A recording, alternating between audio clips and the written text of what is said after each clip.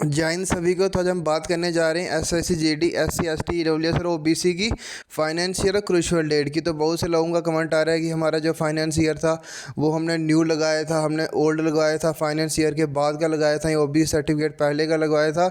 तो क्या अभी हम अपनी कैटेगरी में सेफ़ हैं या फिर हमें डीवी के टाइम जनरल कैटेगरी में डाल दिया है? तो इसी प्रॉब्लम को हम सॉल्व करेंगे। तो उससे पहले हम बात करेंगे कि कौन कौन जनरल कैटेगरी में फॉल कर सकता है। तो सबसे पहले बात करें हम जनरल कैटेगरी में कौन से कैंडिडेट फॉल कर सकते हैं। तो सबसे पहले आगे जैसे कि अगर कोई बॉर्डर यूआर का कैंडिडेट है वो जनरल यूआर में फॉल कर सकते हैं। अगर जनरल यूआर का मेरिट बॉर्डर से कम जाता है तो वो इजीली उसमें फॉल करेगा। लेकिन जो ओबीसी ईडब्ल्यूएस वाले हैं वो जनरल एरिया की यूआर वैकेंसी में फॉल नहीं करेंगे। वो ओबीसी जो अपनी कैटेगरी होगी जनरल एरिया की उसी में फॉल कर सकते हैं। वो जैसे कोई एससी का कैंडिडेट है बॉर्डर का तो वो जनरल एरिया की सिर्फ एससी में ही फॉल करेगा, वो जनरल एरिया में यूआर में फॉल नहीं करेगा। तो इस तरह से जो कैंडिडेट हैं वो जनरल कैटेगरी में आ सकते हैं। तो बात करें जिनकी एज 23 प्लस है, जिन्होंने एज रिलैक्सेशन ली है, तो जैसे एसटी के कई कैंडिडेट जिनके 165 से नीचे हाइट है, मतलब अगर वो भी एज रिलैक्सेशन लेते हैं तो वो भी क्या होंगे, अपनी कैटेगरी में ही फॉल करेंगे, वो जनरल कैटेगरी में नहीं आ सकते। जैसे कि मेरा एक दोस्त है जिसके 126 नंबर है लेकिन वो एससी कैटेगरी का, उसकी 26 ईयर एज है, तो मतलब जनरल का किसी भी कैंडिडेट की वो सीट नहीं ले सकता। वो सिर्फ अपनी कैटेगरी में फिट होगा। अगर नहीं होता अगर वो तो वो 100% था कि किसी यूआर की कैटेगरी में आके लेता तो अपनी सीट रिजर्व रखता। तो इस तरह से कैंडिडेट हैं जो जनरल कैटेगरी में फॉल करते हैं। तो उसके बाद अभी हम बात करेंगे क्या आप अपनी कैटेगरी में अपने अपने डीबी में डॉक्यूमेंट्स जमा करवा लिए हैं, तो क्या अभी आप अपनी कैटेगरी में सेफ़ हो या फिर यूआर में डाल दिया। तो आप देख सकते हो एक कैंडिडेट का ये दो पिछली रिक्रूटमेंट का था, तो जिसमें क्या किया था, एक लड़के को यूआर कैटेगरी में डाल दिया गया था। उसको भी लगा था कि मेरे डॉक्यूमेंट सबमिट हो चुके हैं और मैं भी अपनी कैटेगरी में सेफ़ हूँ तो इस बार शायद मेरा नंबर आ जाए। लेकिन अभी आप इसको जूम करके पढ़ सकते हैं, इसमें क्या है, उस कैंडिडेट के साथ क्या हुआ, उन्हें लिखा गया था कि जो उसका ओबीसी सर्टिफिकेट था तो पैरा 6.3 उसमें वही लिखा गया होता है कि जब से अप्रैल मंथ से लेके, जैसे कि पिछली बार दिसंबर तक फॉर्म फिल हुए थे, उसके बीच का फाइनेंस ईयर होना चाहिए और अगले साल उसके वैलिडिटी होनी चाहिए। तो इस कैंडिडेट ने उसके बाहर का मतलब लगवाया था, यहाँ पहले का लगवा दिया होगा या बाहर का लगवा दिया होगा अपना ओबीसी सर्टिफिकेट। तो उसके कारण आप देख सकते हो उस कैंडिडेट के साथ क्या हुआ, उसमें कैंडिडेट को जनरल में डाल दिया गया। तो आप नीचे पढ़ सकते हैं कि further last cut off mark of the UR candidate for border area J and K is 80। सबको पता है पिछली बार जो बॉर्डर का यूआर का कट ऑफ है वो 80 गया था और उस कैंडिडेट के 63 नंबर थे, तो उसको एक जनरल कैटेगरी में डाल दिया गया था। ये नोटिफिकेशन देख सकते हो आप, कठुआ का लड़का था उसके साथ हुआ था। देख सकते हैं अभी आप वो क्या कर रहे हैं, वो जिसका फाइनेंस ईयर में थोड़ी बहुत प्रॉब्लम थी उसको सीधा यूआर में डाल रहे थे।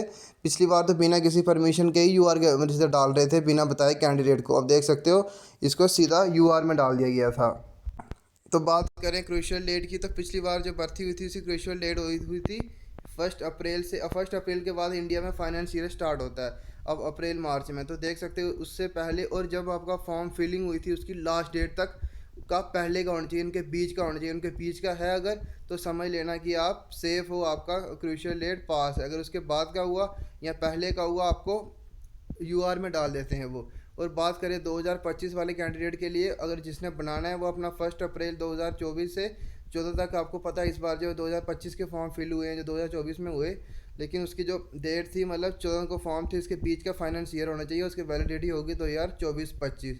तो क्या एक और आप देख सकते हैं एसएससी में ये नोटिफिकेशन आया था जिसमें एक कैंडिडेट सीजीएल का था, वो भी अपनी 2022 में इनकी डॉक्यूमेंट वेरिफिकेशन हुई थी और 25/11/2019 के पहले का उन्होंने क्रूशियल डेट का ईडब्ल्यूएस मंगवाया था। लेकिन कैंडिडेट ने क्या किया, उसके बाद का जो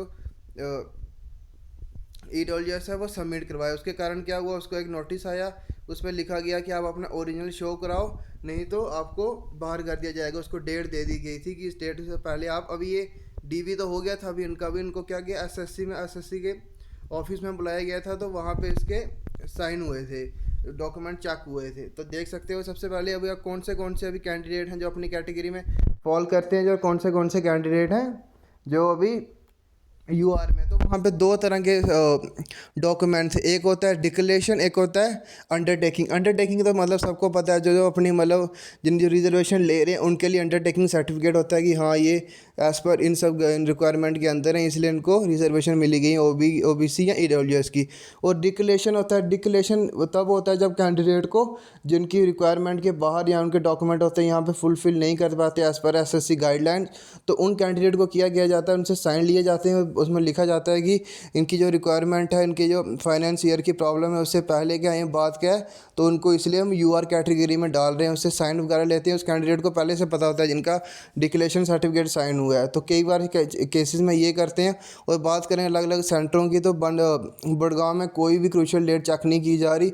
आपके पास नया हो पुराना हो, वहाँ पे एक भी कोई भी होगा एक्सेप्ट कर लेगा। प्लोरा में यही है, बनतला में थोड़ा बहुत इशू बना रहे थे, तो बाकी कोई प्रॉब्लम नहीं है। बाकी जिस चीज़ को डाला गया उसको एक बार बता भी देते हैं कि आपकी नहीं है, उनको मौका भी देते हैं। अब जिसके बाद होगा ही नहीं वो कहाँ से लाएगा, तो ज़्यादातर केसेस में क्या करते हैं, इनको डाल देते हैं। और कई बार नहीं बताते, और लास्ट में क्या होता है, कैंडिडेट को यूआर में डाल दिया जाता है, उसका रिज़ल्ट भी नहीं आता। बाकी जय हिंद।